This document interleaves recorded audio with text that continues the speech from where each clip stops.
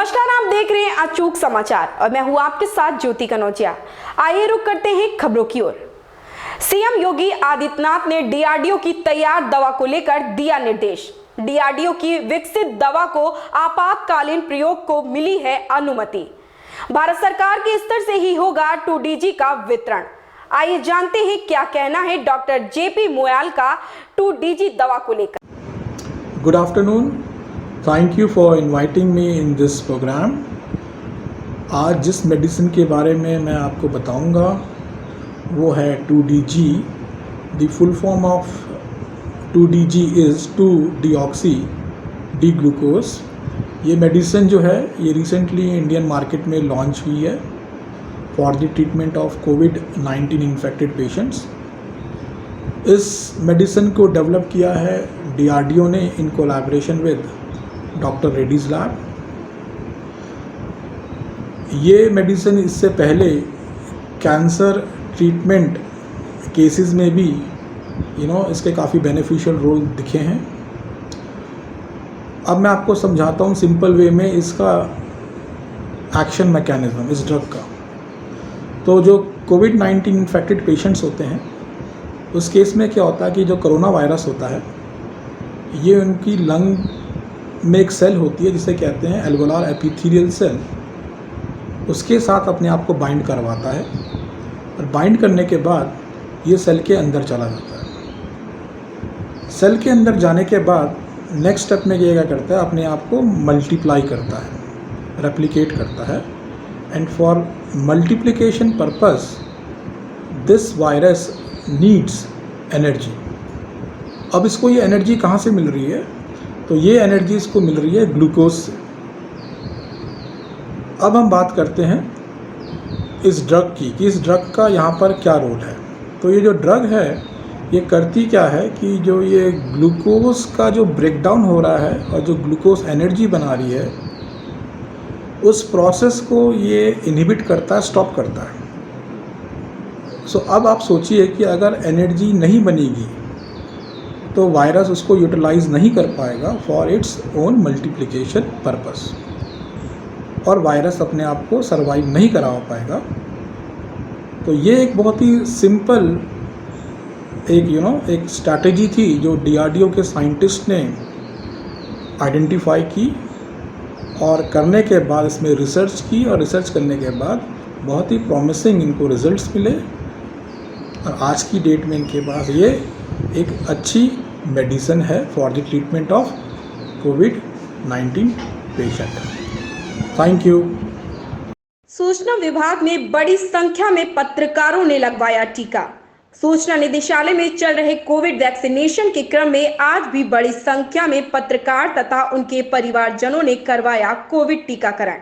निदेशक सूचना शिशिर जी ने आज जानकारी देते हुए अवगत कराया कि 18 से 45 वर्ष के व्यक्तियों की संख्या रही 414 एवं 45 वर्ष से अधिक वालों की संख्या रही 79।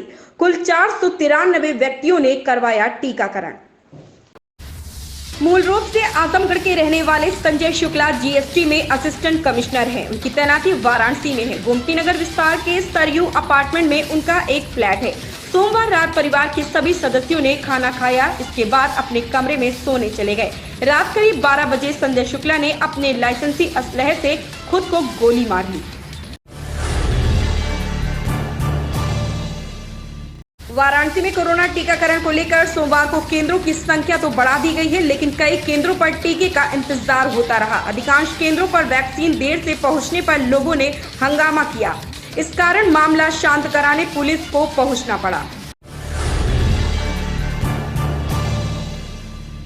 चक्रवाती तूफान ताउते ने कानपुर सहित आसपास के 14 जिलों में भी दस्तक दे दी है, जिसकी वजह से सुबह से ही कानपुर सहित आसपास के जिले उन्नाव, इटावा, कानपुर देहात, हरदोई, फतेहपुर, चित्रकूट, हमीरपुर, फर्रुखाबाद, बांदा, जालौन में घने बादल छाए हुए हैं।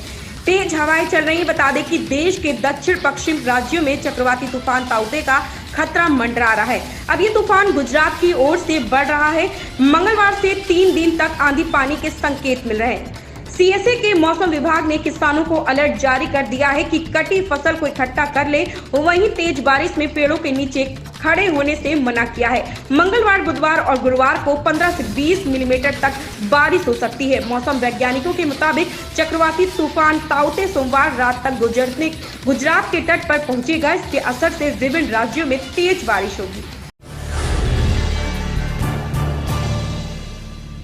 कोविड-19 के साथ साथ अब धीरे धीरे ब्लैक फंगस यानी म्यूकरमाइकोसिस भी मेरठ में पैर पसारने लगा है। अब तक 20 केस मिल चुके हैं और 3 की मौत हो चुकी है।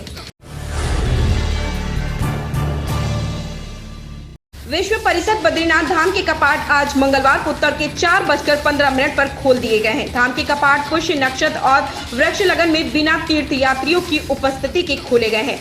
धाम के कपाट खुलने के दौरान केवल हक हकूकधारी, धर्माधिकारी और आचार्य ब्राह्मण ही मंदिर परिसर में मौजूद रहे। नगर कोतवाली के एक गांव में मासूम बच्चियों के साथ सोमवार को एक युवक ने दरिंदगी की। आम देने के बहाने आरोपी युवक ने अपने घर के भीतर एक मासूम बालिका के साथ दुष्कर्म किया और उसकी मासूम सहेली के साथ भी घिनौनी हरकत की। बच्ची की हालत नाजुक होने पर घटना की जानकारी परिजनों को हुई है। सोमवार की रात में ही पुलिस ने आरोपी युवक को दबोच लिया और दोनों बच्चियों को मेडिकल के लिए महिला अस्पताल भेजा, जहां एक बालिका की हालत गंभीर बनी हुई है। पुलिस ने मुकदमा दर्ज कर लिया है। घटना के बाद तनाव को देखते हुए मौके पर पुलिस तैनात है।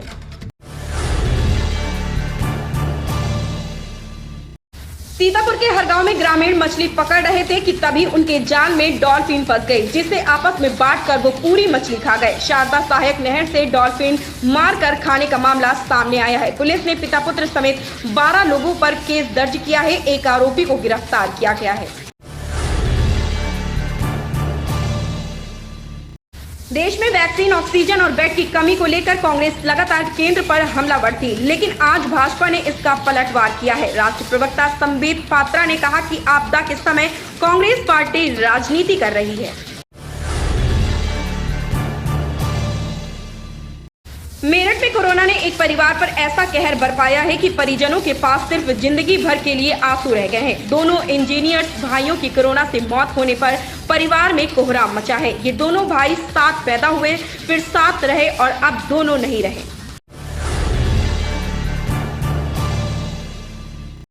कोविशील्ड टीकाकरण की दूसरी डोज को लेकर केंद्रीय स्वास्थ्य मंत्रालय की व्यवस्था को जिले के स्वास्थ्य विभाग ने दरकिनार कर दिया है। रविवार को ही मंत्रालय ने स्पष्ट किया था कि टीके की दूसरी डोज के लिए कोविन पोर्टल पर पहले से की गई बुकिंग में कोई बदलाव नहीं है। ऐसी ही खबरों से जुड़े रहने के लिए आप देखते रहें अचूक समाचार।